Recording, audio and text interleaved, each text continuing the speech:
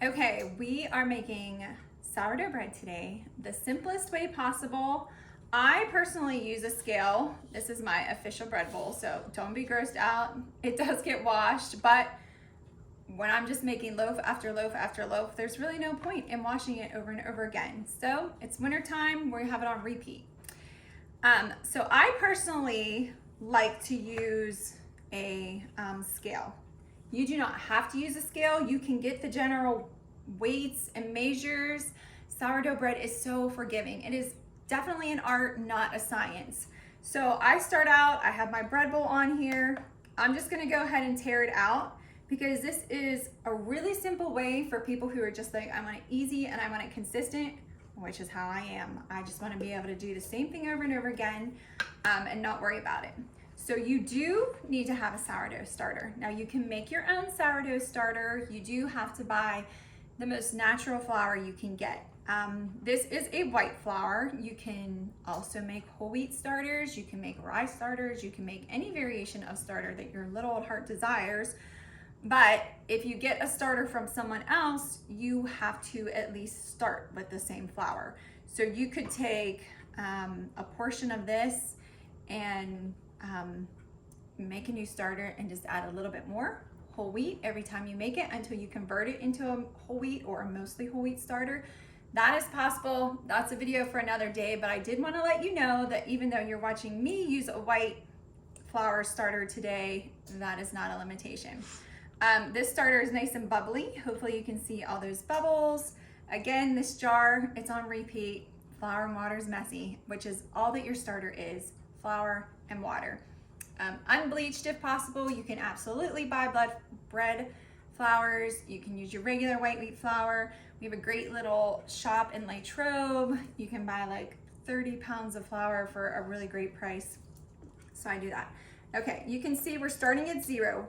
For me, for this particular recipe, you can see how small my jar is. This actually isn't always typical. A lot of times you're gonna see people with much larger jars.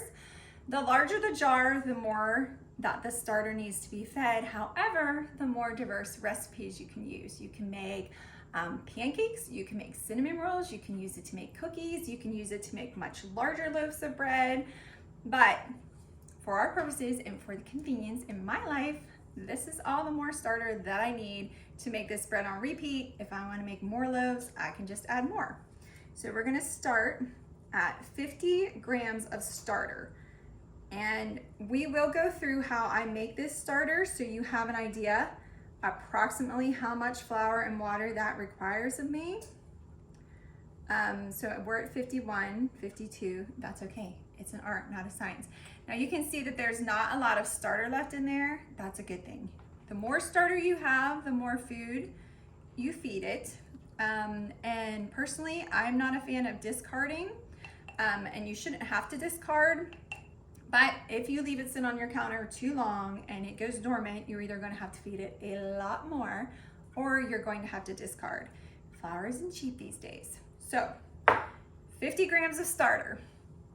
It's okay if it's a little bit more or a little bit less. It's very, very forgiving.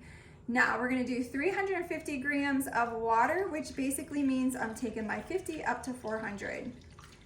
You can do a warmer water. I wouldn't do hot. Warmer is going to help it get going a little bit faster because it has that heat, which it does need heat to rise. And let's see, we're almost there. Hang in with me. There we go, 400, 401, not a word, 402. Okay, we're just gonna mix. I have this, I think a lot of people have these. If you don't, just use whatever you have. I just happen to, this is technically considered a bread making tool, but I think a lot of people have them because it's advertised as a little mixing device. All right, water and starter are incorporated. Now we're moving on to flour. We're at 400. So, and we can kind of see about how many cups we use here. We're going for 500 grams of flour. So we're heading for 900. And we're currently at about 3 cups because I didn't. Okay, so it's going to be probably around 3.5 cups.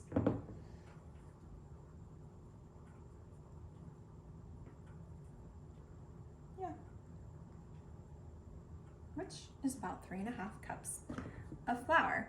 So we're right at 900. Now the salt, I'm gonna guess that's about a tablespoon of salt, but it's gonna be anywhere you can do from really 10 to 14, 15 grams of salt. We generally end up somewhere between 12 and 14. We like the way that tastes. We made it to 15.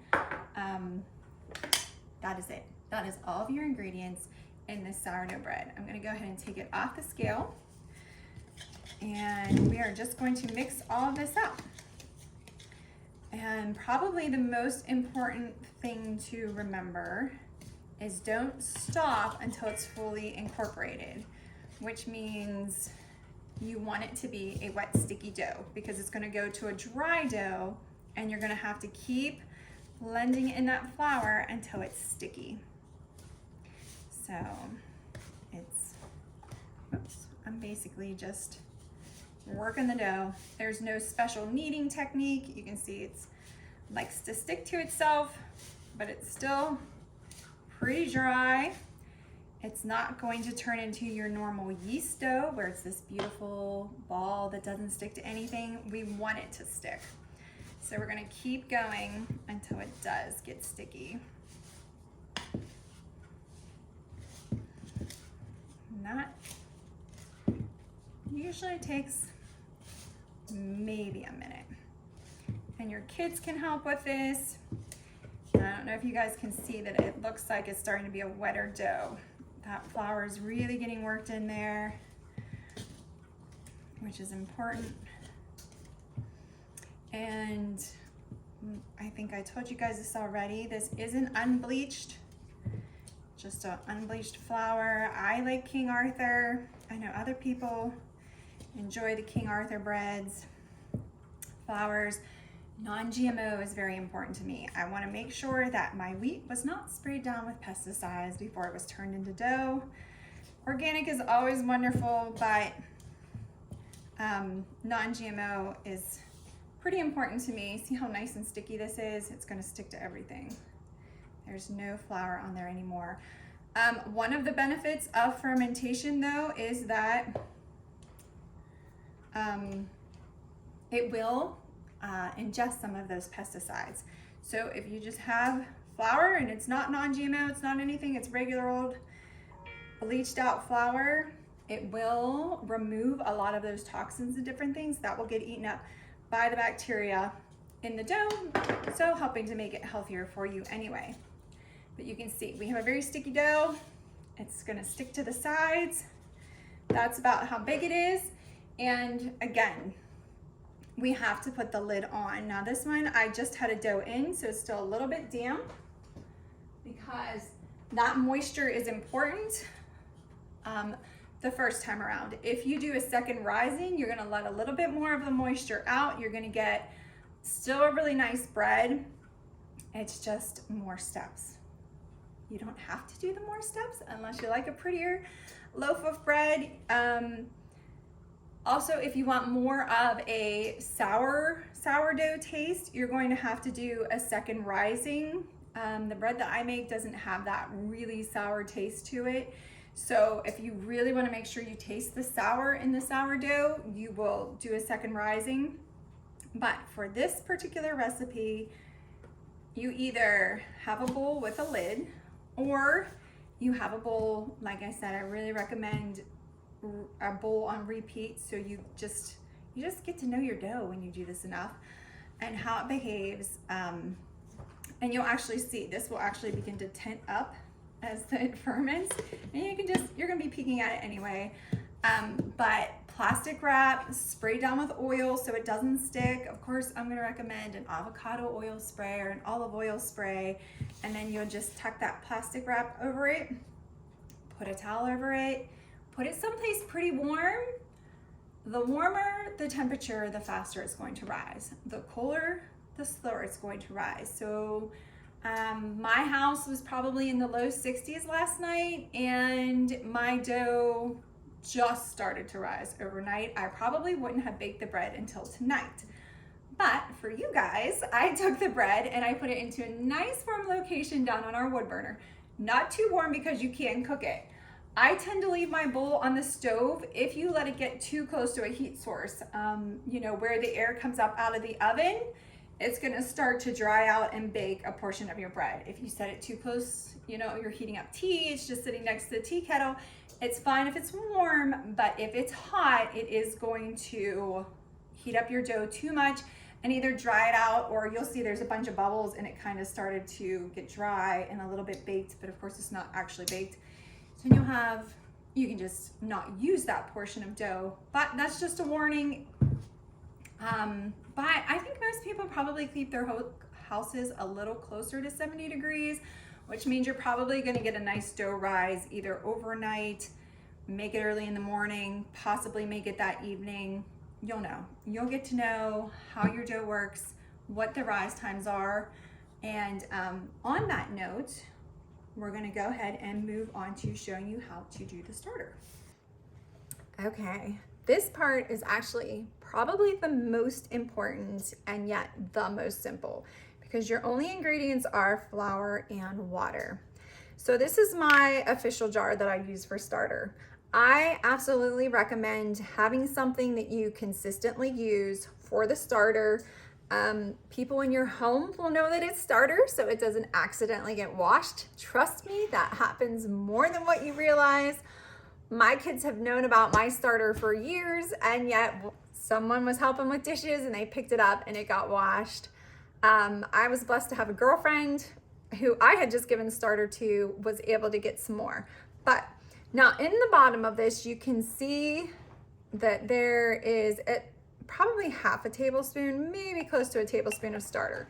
Believe it or not, you can have just a little bit of starter left on the edges, less than what is on this spoon of starter left in your jar, and that is plenty. So if you are scraping your jar, if you leave just a little bit around the edges and on the sides, you still have plenty of the right kind of bacteria and different organisms in there to keep your starter going. This is actually more than what I would normally have left in my jar after I make bread. So this part's easy, no scale required. Like I said, a scale is optional. I prefer it because it's simple and easy, but again, this is an art. You're gonna get to know what your starter likes. So since I personally just use the 50 grams of flour to typically make a loaf of bread, I typically keep just enough starter to make a loaf of bread, which in this case means about 2 tablespoons. Now, if I had used pretty much all of my starter and had just enough left, I would probably heap up this tablespoon, but I have plenty in there. So I'm gonna do 2 tablespoons of flour and then equal amount of water. So 2 tablespoons of starter. Now, had I have heaped those tablespoons, I might add a little bit more water. I didn't heap them, so 2 and 2, and then we are just gonna stir. We want that flour fully incorporated. It is literally just stir and mix. I tend to use this kind of little spoon scraper because it gets all that flour that likes to sit down around the bottom rim. And that's it. It is mixed. My starter is fed. It is ready to either sit it on the counter if I plan on making bread within the next day or two, or put it in the fridge. She will basically go dormant. She will sit in your fridge. I was just talking to Leanne. Somebody had starter for, I think, 5 months. In the refrigerator, pulled it out. It will separate the flour and water a little bit. The liquid on top is called hooch. But you would just mix that up and you would keep it going. It's summertime, you're barely using your starter because who wants to heat their oven up to 500 degrees in the summertime? No one. Throw it in your fridge. Again, I actually have my whole wheat starter in the fridge waiting for me to use it again. So it is an anaerobic, which means it doesn't want a lot of oxygen. You put a lid on it. Do not tighten it. Leave it on there loosely If you hear something on your counter and you're like, what is that noise? It's probably your starter fermenting, and it might be sucking air. It does need to have a little bit of exchange of air, so you're just gonna put it on, but you're not gonna tighten it. It's just a loose fitting lid. So that is honestly it. I do have a starter that's already bubbling, so let me grab it. Okay, so this is the example again of the starter that is ready to use. So you can you guys see the bubbles? Can you see the bubbles up the side? That's the nice part about using a clear container. You're gonna be able to see that it's bubbly, but right there, you can see all of those bubbles. This starter is ready, raring to be created into something. We're gonna give you guys some examples.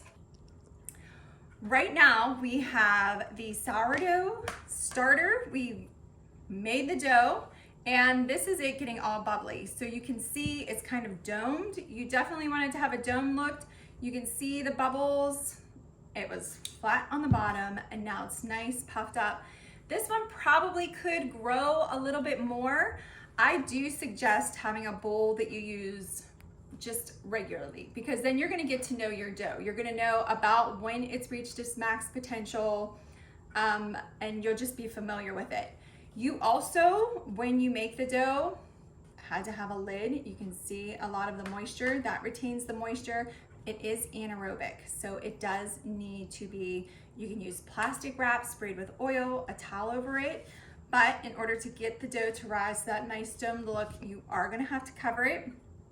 You will also sometimes see that your dough raised up. You were busy, you didn't get to it, and it started to flatten out. Not to worry, we're gonna go over something that you can do with that after we get this bread in the oven.